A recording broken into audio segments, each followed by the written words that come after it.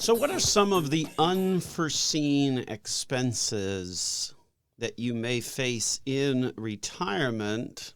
Perhaps you want to make sure that you're seeing them. So we're going to talk about those, plus how you can better prepare when those strike. Plus, we're going to be joined later in the program by our fellow certified financial fiduciary, who also happens to be a CPA, Kristen Cayley, to talk a little bit about the latest reshuffle by the IRS as it relates to your IRA, your retirement account, specifically with how your beneficiaries have to deal with them once you pass. Plus, we're also going to be engaging in a discussion about college savings 529 accounts as well. So all of that coming up here on the program. Welcome to Dollars and Cents, where we help you make sense out of all of life's decisions involving your dollars. We're Central Florida's longest running radio program, coming to you on a host of stations throughout the Central Florida region. Also, if you're checking us out on those other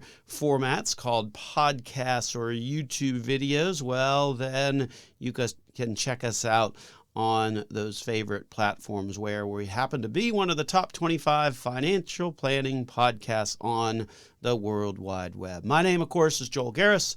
I'm a certified financial planner, certified financial fiduciary at Nelson Financial Planning, where our team of certified financial fiduciaries stands ready this week to help you change your life with a successful and cost-effective financial plan. Speaking of change, obviously this past week, a lot of the conversation continues to be inflation. Some marginally good news, but maybe not quite great news on that front. Latest inflation data for the month of September released on Thursday, and at least the trend, if you will, may be heading in the right direction, but there's a big but, and we'll tell you what that is in just a second. So top line inflation number on Thursday for the month of September came out at 8.2%. Sort of a nice trend if you just kind of glance at the headlines, because that same number in August was 8.3, in July it was 8.5, and then in June it was 9.1. So you might think, if you were just glancing at the headlines, well, that's good. That trend is starting to help, starting to work. And let's not forget that it takes about 6 to 9 months before really anything that's done in Washington, or more specifically by the central bank, the Federal Reserve, actually starts to have an impact into the actual economy. So think of back to the first rate increases. I mean, it's hard to believe when you think about this year.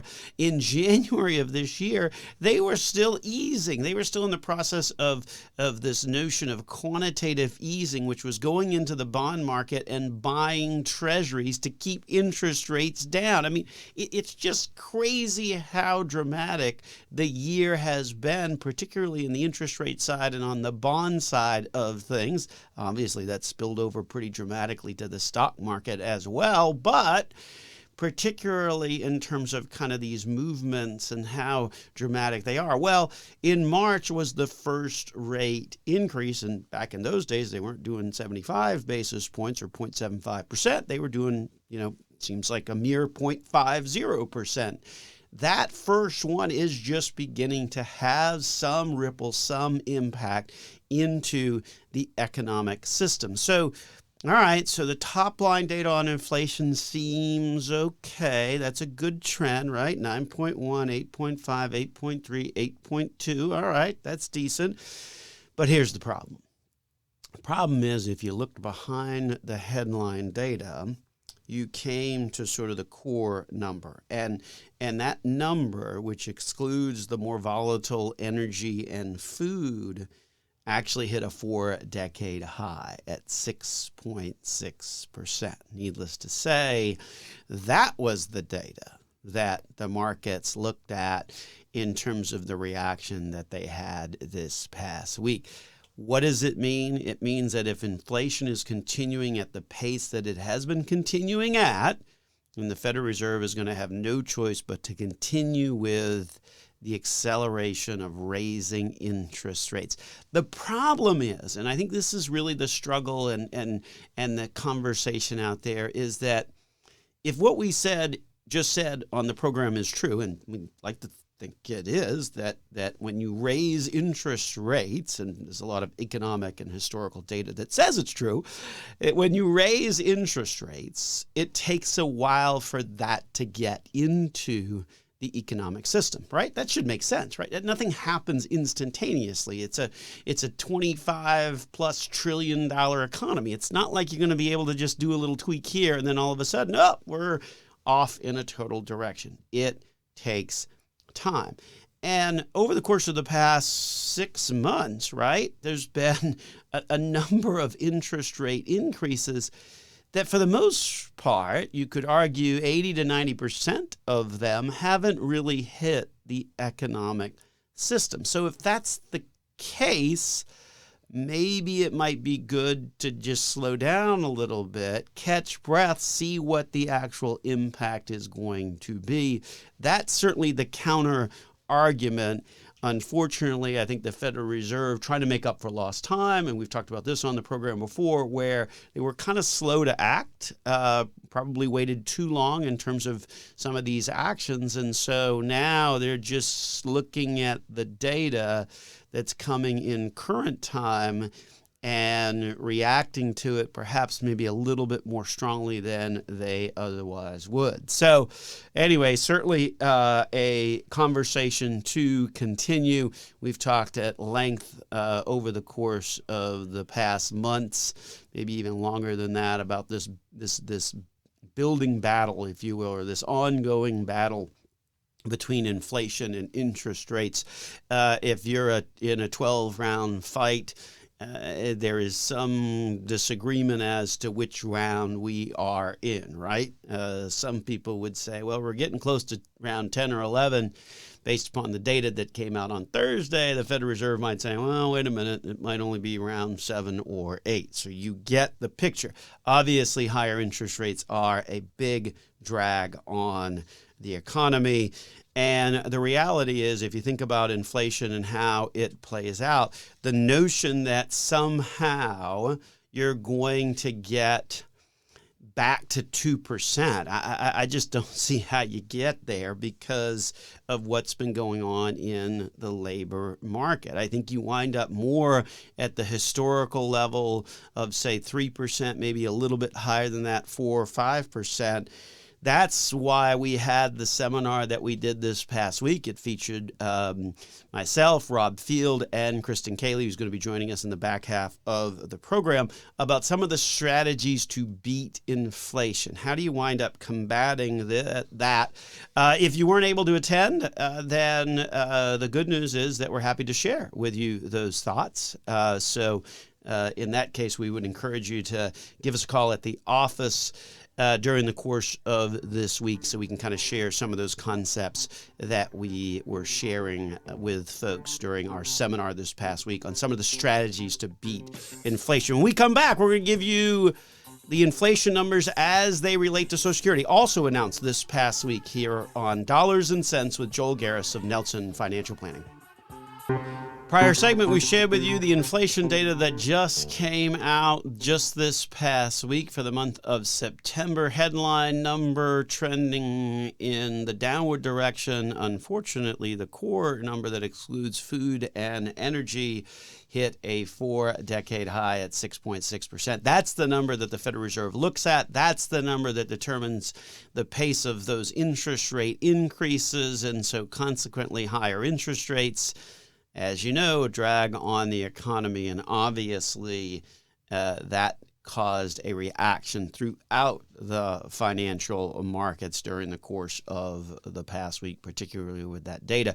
In terms of sort of maybe the silver lining, if you're collecting Social Security, what you should also know is that on Thursday they announced the COLA adjustment coming in close to 9%, actually 8.7%, that on top of a nearly 6% technically 5.9% increase for this year, means that, yes, in fact, this year and next year, serving as a couple of catch-up years, if you will, to increase your Social Security, because certainly for many years that COLA adjustment did not keep up with it, because let's face it, folks that are retired or over the age of 62 confront a much higher inflation rate due to higher dependence for that age group on health care than, say, folks in their 30s. So the reality is that Social Security hasn't been keeping up with inflation as a result. Certainly this past year, and certainly this one coming up at 8.7%, should help to get folks back on track. On top of that, there was also a reduction in your Medicare Part B premium, down $5.20. That's kind of a surprise. One of the reasons, the biggest reason why that happened is, frankly, you've been overcharged this past year on your Medicare. The reality is that Medicare Part B premiums for this year increased by $21.60 because of an Alzheimer's drug that was sort of new to the table, that it was thought that it was going to have much more widespread acceptance than it actually did.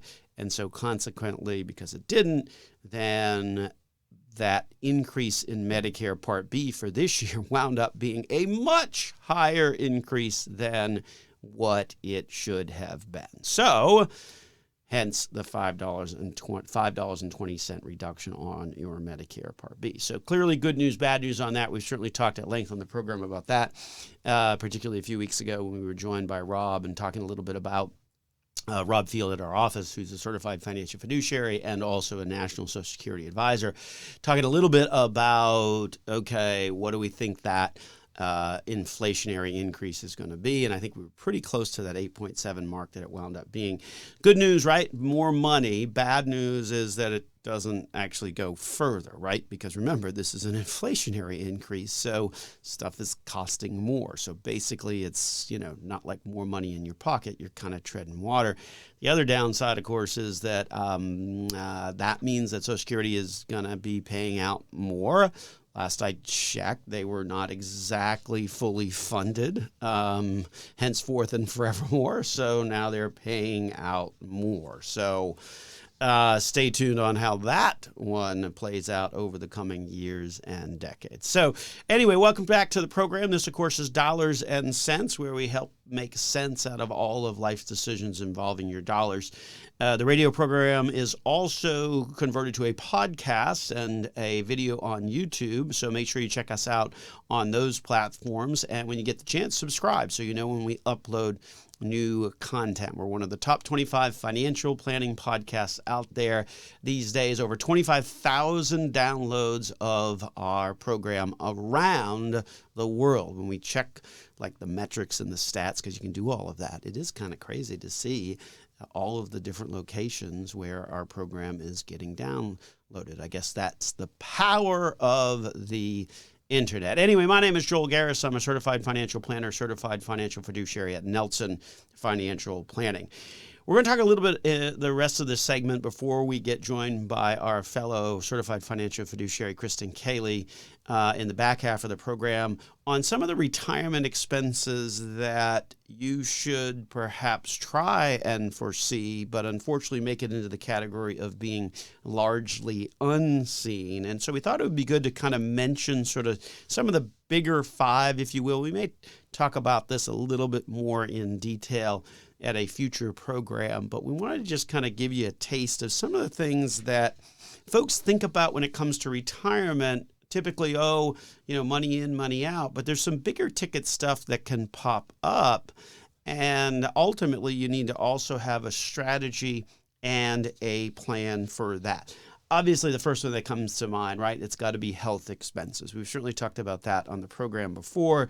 Average couple who are age 65 and older today can expect to spend over $300,000 on health-related That's $310,000. That's over $300,000 on an after-tax basis. So that means then that on a pre-tax basis, it's going to be a bit more than that, depending on your tax bracket. So that's one of the biggest things that you really have to kind of, in terms of solving that, you've got to make that part of your retirement budget. Make sure you've got a line item in there, and not just for the health insurance, but also for the out-of-pocket expense as well. Number 2 on the list is caring for loved ones, whether that's a spouse or a parent or a child. That those costs of caring for people continue to increase, along with the fact that folks that provide that care, if you're a caregiver, you are sacrificing being able to work, being able to accumulate under Social Security, being able to accumulate dollars. I'll give you the following statistic. For spousal caregivers between the ages of 59 and 66, on average, they had 50% less of IRA assets, nearly 40% less in non-IRA assets, and about 11% less in Social Security income. Make no mistake about it. You are doing a very difficult job. The problem is when you're caregiving, the problem is that you're not getting paid for it, and it can dramatically affect your finances. Similarly, home repairs. My goodness, right? We just saw the Hurricane Ian blow in, and the destruction was dramatic. It doesn't matter. South Florida, obviously, just extensive destruction and loss of life down there. But even here in Central Florida, right? A lot of flooding. A lot of people had to deal with that. Those are some items that can happen that can certainly be quite expensive. And for the most part, folks these days still live in their own homes. Approximately 76% of people ages 65 to 79 still live in single-family homes. Well, those single-family homes need to be kept up and need to be repaired and need to be fixed. And so it becomes an ongoing process of home ownership and related expenses. Similarly is dental work. If you've ever been to the dentist and needed work, well, you know that it's going to cost thousands and thousands of dollars. I guess the solution there is you should have listened to your mom, right? Who said, brush your teeth, floss, all that good stuff. And, at the end of the day, nobody really does it or doesn't do it as much as they should probably. And so then you wind up having to spend more on dental work. I myself am probably guilty of that as much as the next person. So, but dental work, that's an expense. You got to have that as part of the budget. You got to make sure that you're including that into that overall perspective. And then lastly, and this is one that is hard, but we see it happen a lot, number one. And number two, at some point, the conversation about tough love comes into play, because one of the biggest sort of unexpected or unforeseen expenses that people deal with in retirement is the notion of assisting adult children. As many as 52% of adults these days, ages ranging from age 18 to 29, so 20-year-olds basically, living with their parents. That's nearly twice as much as folks of the same age living with their parents in the 1960s. So obviously a big expense there as well. So those are some of the expenses that are somewhat unforeseen, but hopefully if you're listening to the program, then now you can foresee them and plan accordingly. Make sure that they are part of your budget, your line item budget, as you go into retirement. We're going to take a break. When we come back, we're going to be joined by our fellow associate, Kristen Cayley, to talk a little bit about some of the IRS rules involving stretched IRAs. Coming up next here on Dollars and Cents. So you inherited an IRA. Fantastic. What's better than inheriting money, right? Except that when it's an IRA, there's always a couple of pitfalls, right? You got to pay taxes on that, and the required distributions that are now applicable.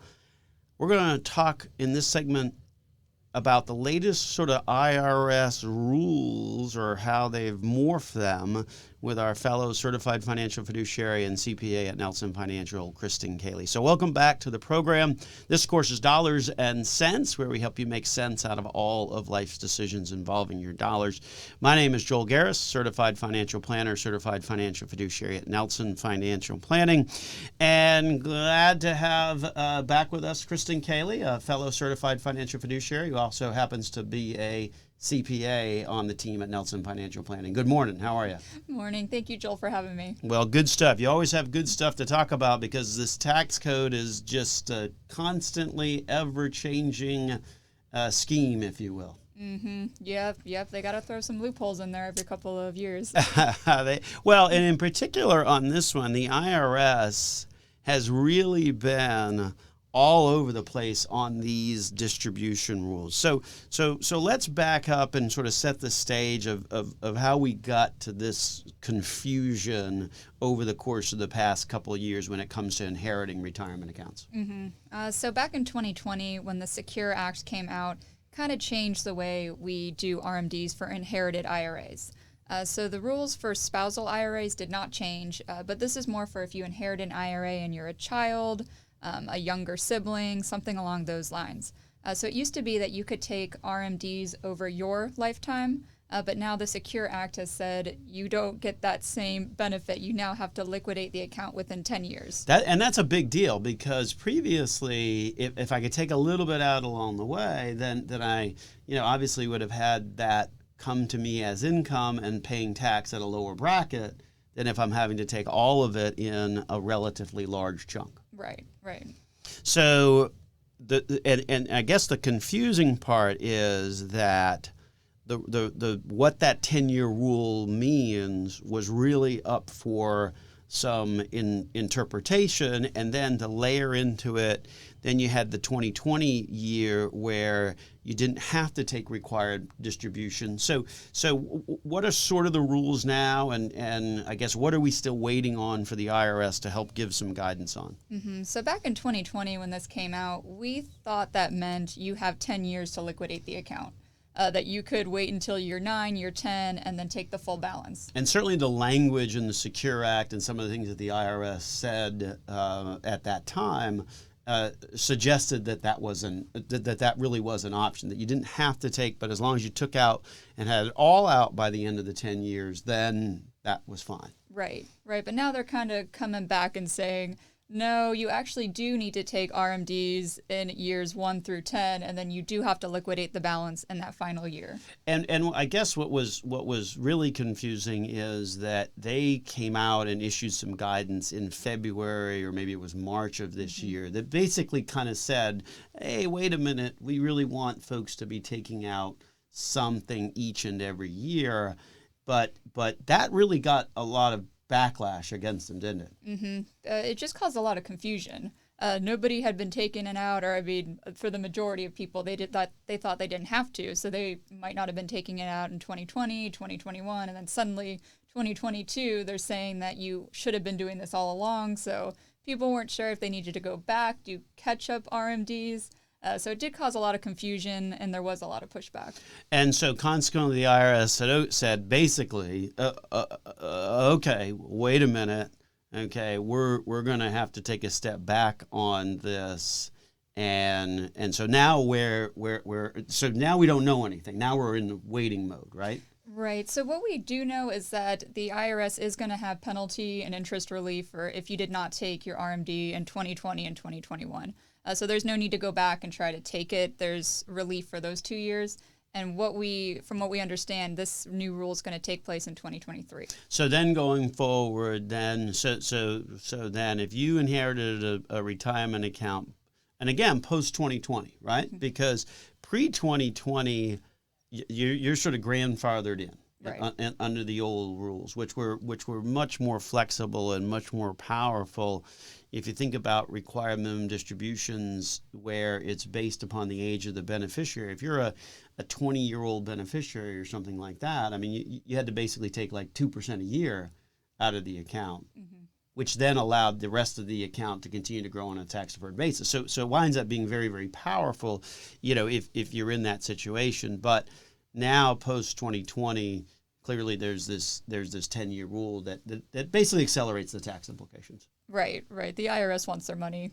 And they realized that a lot of people were starting to defer these RMDs. So now I think that's what striked all this legislation. Oh, that's interesting. Okay, so a lot of people said, all right, well, then that's fine. If that's the game you're playing, then we're going to play that game and delay and defer. And the folks in Washington are in desperate need of those dollars today. Sounds like it. I would imagine, yes. So then, what do we think? And obviously, this doesn't come into play until next year. But what do we think are going to be the rules and the rules going forward when someone inherits a retirement account? So I think it's going to be kind of the same that we've seen with the RMDs each year, that these inherited IRAs, you're still going to have to take that RMD, which is generally about 3, 4, 5% of the account each year, and then a full liquidation by the final year. So you could split that up. You could kind of wait till the last year there. Not something we generally recommend just because of the huge tax implications.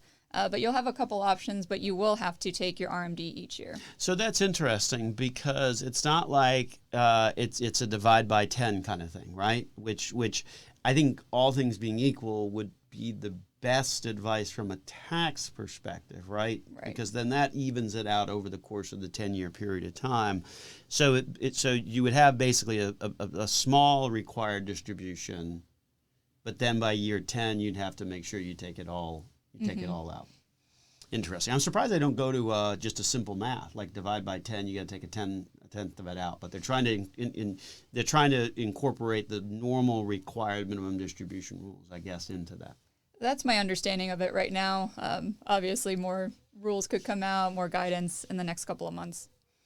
Yeah. So I mean, in terms of how people should sort of be thinking about it, I mean, obviously there's big tax implications, things like that, that you want to be thinking. And that's why, in the office, when we're having conversations with folks, it's really, the conversations that we're having now are more about, okay, well, what are the tax brackets look intergenerationally between your kids, your grandkids? I mean, what does that picture look like? Because that could drive a little bit as to maybe where you take the money from now in terms of your retirement, or maybe whether you leave the kids or the grandkids or whatever the case may be to be the beneficiaries of these accounts. So that certainly has sort of created almost this intergenerational tax conversation, if you will. Mm-hmm. Yep. And at least right now, the tax rates are historically pretty low, but they are going to sunset at the end of 2025. So we are going to have some higher rates coming up unless something changes. Right. And I think the inertia that is Washington would say it's easy to just kind of let all of these wash out, and then we go immediately into much, much higher tax brackets. So I guess that would be sort of a little bit maybe of a silver lining of a tough year in the markets, I suppose. Mm-hmm. How would that perhaps help people this year? So your income may be lower just because of the market being down. So it might be a good idea to take out some from these inherited IRAs if you don't have any of the market gains like we saw last year. So generally last year we were saying if you don't have to take out of these inherited IRAs, don't, because your income is already higher in that tax year. But this year it's kind of the flip side of things. So it might be a good idea to take some funds out this year when the tax rates are low and you don't have those market gains. And certainly, it's an interesting concept because from an investment perspective, I mean, obviously, you don't want to be taking money out when things are down in value. But one of the ways in which you could kind of take real advantage of this is doing something called an in-kind transfer. And we're going to talk a little bit more about that after these messages. So stay tuned with us through the break here on Dollars and Cents. This is Joel Garris and Kristen Cayley of Nelson Financial Planning, talking a little bit about those required distributions on inherited IRAs on the program. Talking on the program about inheriting an IRA, and the rules on inheriting an IRA obviously changed dramatically starting in 2020. No longer did you have the option to spread out those distributions over the course of your lifetime. You had to take them out over a 10-year period of time. The IRS, frankly, over the past couple of years has been all over the place as to what that means in terms of your distributions. But where are they now, and sort of where will they settle, we think, on that, Kristen?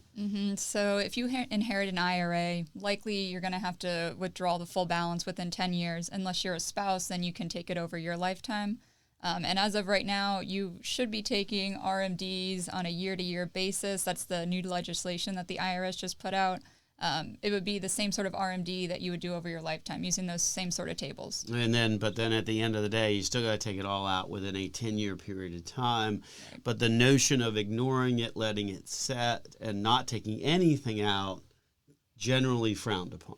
It'd just be a huge tax bill in year 10, very unwanted tax bill. Right. And so we were talking before the break about how perhaps, there's not a lot of silver linings when you have a bad year in the market, but this could potentially be a little bit of a silver lining, if you will, in that if the value is down, then you've lessened your tax implications on that. Right. So if you're going to take out a large chunk, might be a good idea to do it when the market is down, just because the balance is lower. So you're getting those funds out of the IRA, and you can move them in kind to just a regular brokerage account, just a regular investment account, kind of buying the funds when they're low, and then you can take advantage of the market when it does go back up. Yeah, and I think that the important concept would be not to take the money out of the IRA and go spend it. I think that would mean that you're basically selling those assets at a low point, which we would never really recommend. That's not a good investment strategy, is to buy high and sell low. You want it sort of the other way around. But what you can do is this concept of sort of an in-kind transfer, which basically keeps the money invested, and you can even do it to the extent of you're keeping the money invested in exactly the same fund. And just really, and that's why we refer to it at the office as an in-kind transfer, just literally slide it over so it's out of the IRA sort of wrapper and then into a regular investment account that's basically becomes an after-tax account, and then that money remains invested. So certainly a little bit more sophisticated strategy to be thinking about, particularly as it relates to these stretch IRAs and what in fact is changing in terms of that landscape. So welcome to the program, of course. This is Dollars and Cents, where we help you make sense out of all of life's decisions involving your dollars. We're one of Florida's most listened to radio programs, also happen to be a top 25 financial planning podcast on the World Wide Web. So make sure you subscribe to us on your favorite platform of choice.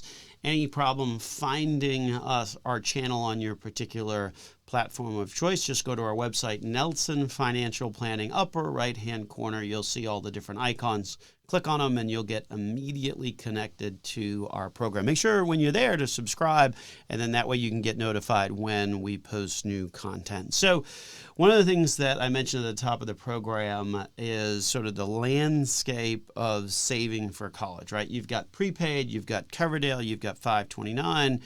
And I guess out of all of them, one of them has some relatively unique features in terms of being able to have continuity, not just over one lifetime, but potentially over generations. So Kristen, what is kind of that particular aspect that brings that to the equation? Mm-hmm. So that's the 529 plan. So interesting enough, the 529 plans have no limits. So as long as there's a living beneficiary, they can last indefinitely. Yeah, and that's pretty crazy in comparison to like the Coverdell, where you got to have all the money out by the time that beneficiary is age 30. Mm-hmm. So obviously pretty young. But with the 529, because you've got the ability to change beneficiaries sort of up, down, sideways in the family tree with no real tax implications, mm-hmm. then you've got some interesting aspects in terms of the longevity of those. So, but let's take a step back and talk a little bit about, for our listening audience, sort of what is a 529, what are the benefits, how do you use it, things like that. Mm-hmm. So 529 operates pretty similar to a Roth in that you put in after-tax money to it, it grows on a tax-deferred basis, and if it goes towards education expenses, then your earnings will be tax-free. So education expenses include tuition, Could be room and board, books, equipment, could be computers, software, anything along those lines. Newer sort of rules is that you can use at least $10,000 a year for K through 12 education. Right. That came about a couple of years ago.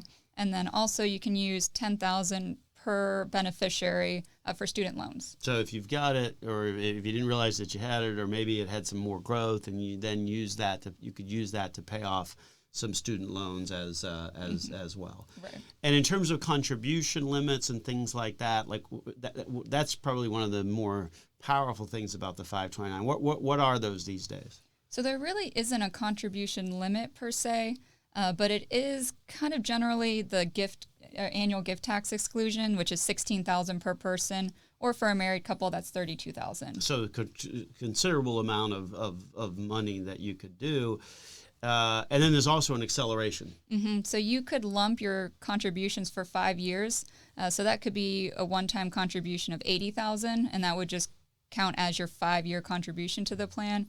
Or that's up to $160,000 if you decide to do a joint contribution for you and your spouse. So pretty significant amounts of dollars, but folks want to be a little careful on that, because there's always as with anything, there's always a catch. So what are the catches sort of on these 529s?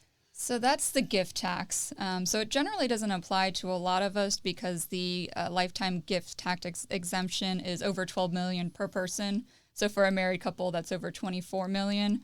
But if you donate or gift over $16,000 to a 529 plan, technically you're supposed to file a gift tax return for that year. Which is a 709. And then the 529s themselves, and the 709, and this is a side note, but and we're running out of time here, but you can't electronically file that. No, you have to mail it to the IRS. So how on earth does the IRS keep track of all of that?